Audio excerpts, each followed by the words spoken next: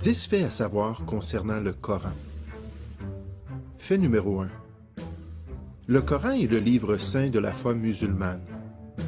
Il est le manuel principal qui dicte les croyances et les pratiques de l'islam, et il fut originellement écrit en langue arabe. Fait numéro 2. Le Coran contient des récitations du prophète Mahomet, qu'il affirma avoir reçues de l'ange Gabriel sur une période d'environ 22 ans.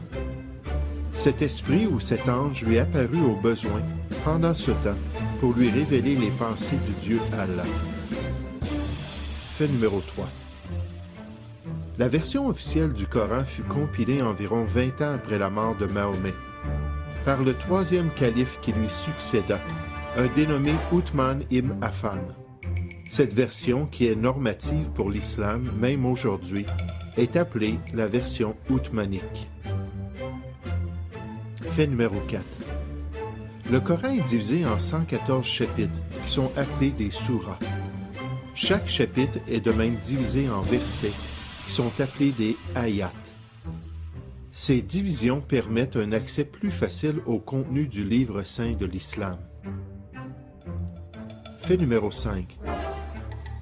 Les chapitres du Coran sont placés en ordre décroissant de grandeur dans le livre saint, débutant avec le chapitre ayant le plus de versets jusqu'au plus petit chapitre.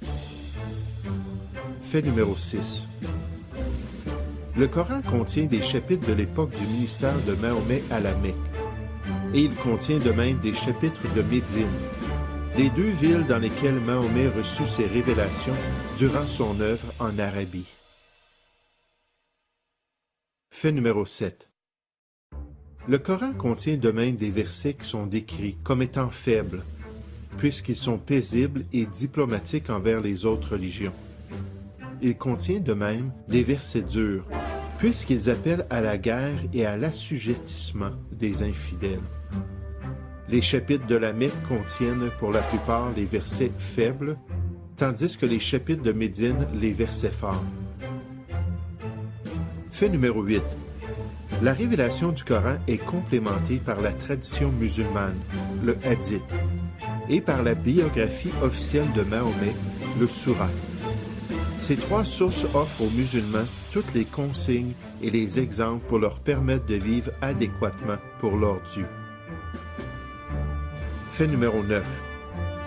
Le Coran mentionne les écrits bibliques de l'Ancien Testament juif et du Nouveau Testament chrétien, tout en changeant les détails et la signification morale de ces écrits qui le précédèrent.